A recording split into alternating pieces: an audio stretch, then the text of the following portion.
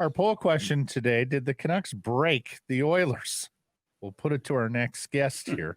You can vote at Sekerson Price on Twitter. John Shannon, the former executive producer of Hockey Night in Canada, the co-host of the Bob McCown podcast, who keeps a keen eye on all things Western Canada and its hockey teams. John, what did you make of the game last night? What do you make of these 9-2-1 Canucks? Well, hey, they're awesome. I mean, let's face it. They are fun to watch. They're getting great goaltending. Last night I thought Tyler Myers was really good. I thought. So did the coach. Frankly, Tyler Myers has been good for a couple weeks here. And it's where are all the doubters? Connor Garland was good. I mean, everything was supposed to be an issue is no longer an issue. Winning does solve everything, but the Canucks are doing so many things right that it's and it starts with goaltending. It starts there and it works its way all the way to the forwards. They are a fun team to watch right now. They do a lot of things really well. Scoring goals amongst them, their goal differential through this point of the season is just astonishing. It's rivaling the mid-'80s Oilers right now.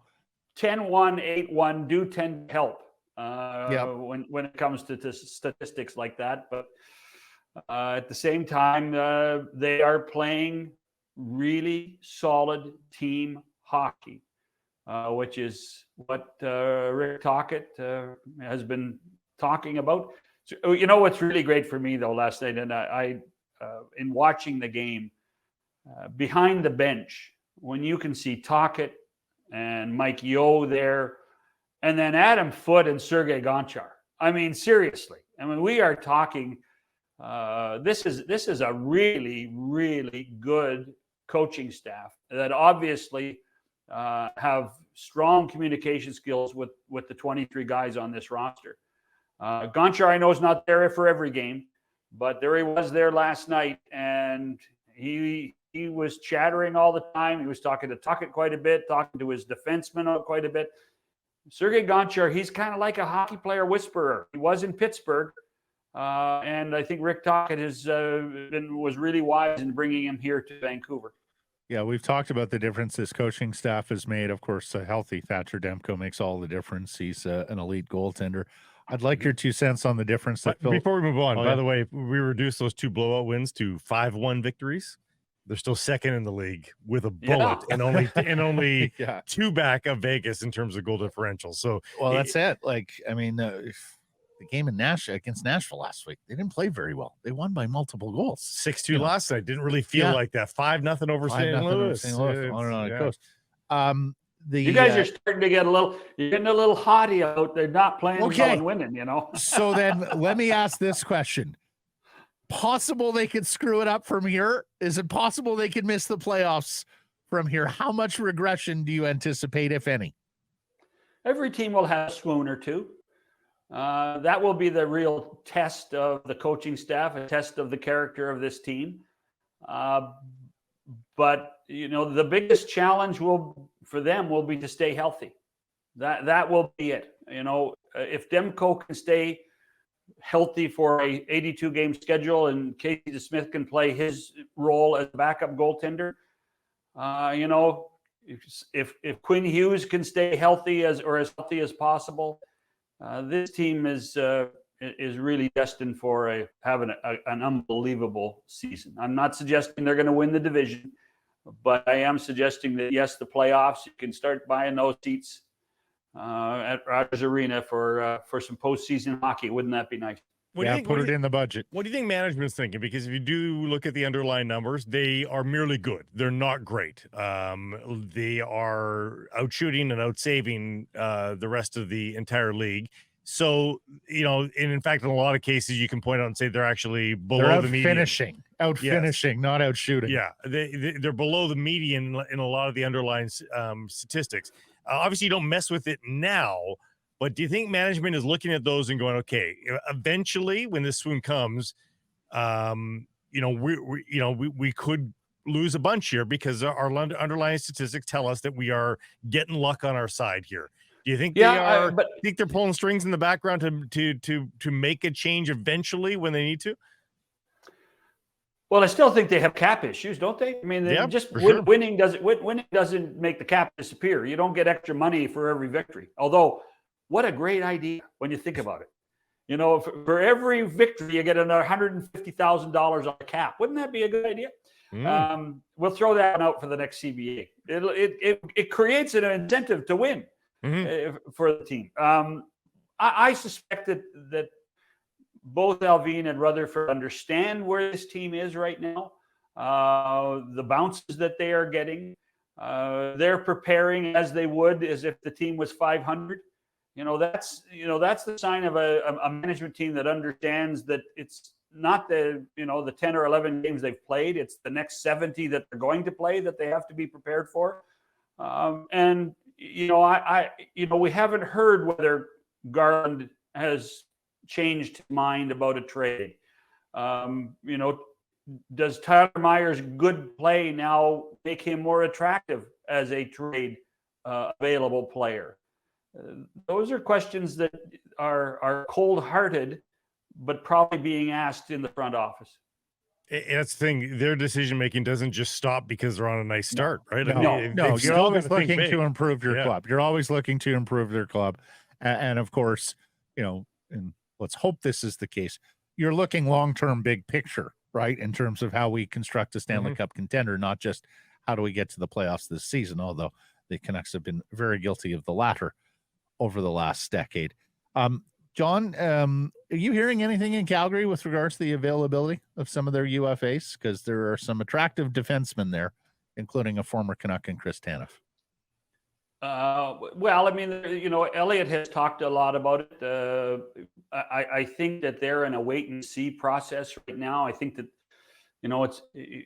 10 games might be too soon to judge, although I do think that the impatience of ownership has said, okay, forget about these new contracts. We're not going to offer them. We're going to take them off the table. I think that's the first inclination that you're thinking that Craig Conroy's been put in a position to say, okay, let's figure out where we are by Christmas time and see what happens. The frustration there is that they thought they had solved all of their major issues with the removal of Daryl Sutter. But, guys like Tanev, guys like Hanifin, Elias Lindholm is probably the most attractive of all their players for a rental. But that doesn't solve their problem with Jonathan Huberdeau or Nazem Kadri, who have big money and long-term. And that's in my mind, that's a bigger issue than, that list of pending free agents that could become assets at the trade deadline. And as far as doing it now, I just think it's far too early. They played a very good game in Seattle Saturday night. Maybe they can build on it. They have Nashville tonight. Maybe that's something that Ryan Huska and his staff can work on. And maybe that changes a few people's minds. Hey, they're ahead of the Edmonton Oilers. Well, there's that. Which brings us to our poll question and the Oilers. 2-8-1 through 11. They've lost 3 in a row. They have 3 regulation defeats to the Canucks, who have already won the season series and are 14 points behind Vancouver in the standings. Not to mention 9 points behind Anaheim for 4th place in the Pacific Division. Are the Oilers broken, and did the Canucks break them, John? Well, Humpty Dumpty, I think, had cracks before he fell off the wall. So there were lots of cracks before they fell off the wall last night. Something's going to have to happen at this point. I think that it's unfortunate, but there's not much life in Connor McDavid. There's not much life in Leon Draisaitl.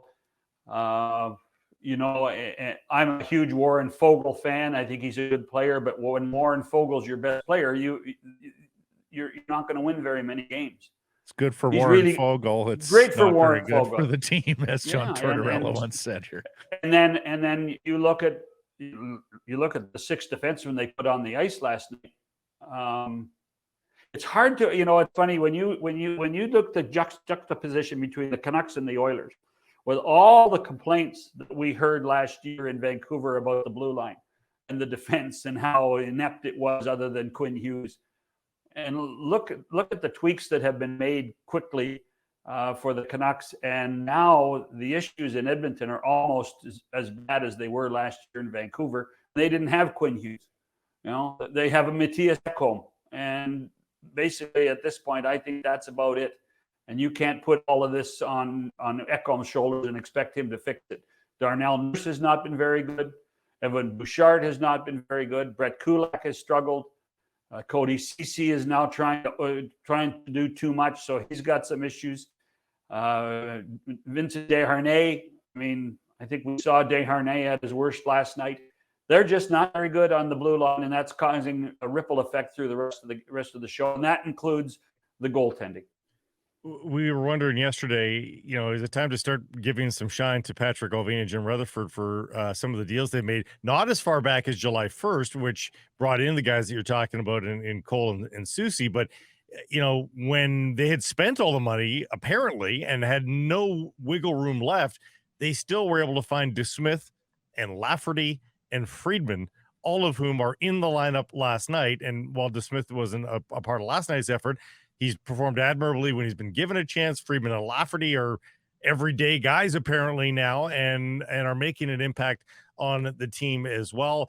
Management has, with $0 to spend, has added to this lineup, and so far so good from everybody.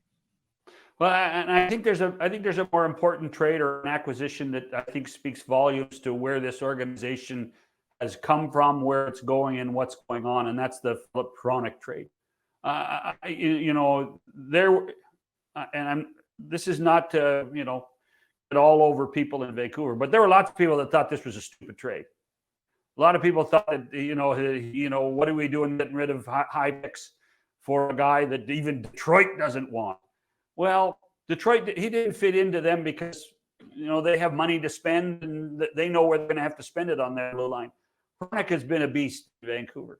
He has played very well. He has made Quinn Hughes better. He has made his defensive partners better. To me, if there was one single move that this group did, and they took criticism for it at the time, the Hronek trade, because remember, when they acquired him, he couldn't even play, right? But, those 22, 23 games last year, that was a tryout camp. That's what it was. And so get people in place, get them prepared for this season. And it's paid off in spades for this organization. It truly has. And they're 1-3 in defenseman scoring, Hughes and Hronek. Last question here. Who's in more trouble, Jay Woodcroft in Edmonton or DJ Smith in Ottawa? I would have told you that DJ was on Sunday, and now I think it's Jay on Tuesday. So yeah, it's not good. And I would not be surprised, guys, in the next little while we hear about one of the goaltenders in Edmonton being on waivers. I would not be surprised. Yeah. And I suspect it'll be Jack Campbell if that's the case. Yeah. John, great stuff. Thanks for... Oh, hey, by the way, I did my homework assignment from last week. Right. Which was what? I did my homework. Penalty shots. Oh. Penalty shots. There is no change in the criteria for penalty shots this year. It's just the fact that there's double the penalty shots in the month of October than there was in the month of October in last season. And in talking to people, they actually think that it's the defensive changes that teams have been trying to make, and players are trying to catch up, guys, and there's more opportunities to call the penalty shots with the 5 criteria. So the answer is yes, there are more penalty shots, but there was not a memo to say we need to call more penalty shots. Are people suggesting that the defense are staying up higher, activating more, looking for offense, and they're just finding themselves behind the play? Chase positions. Absolutely. Yeah. Gotcha. We'll look for that. John, great stuff. Catch up next Tuesday. Happy Tuesday, boys. Lose track of time. Yeah. It started with a T. This great clip brought to you by, wait for it, Great Clips. It's going to be great.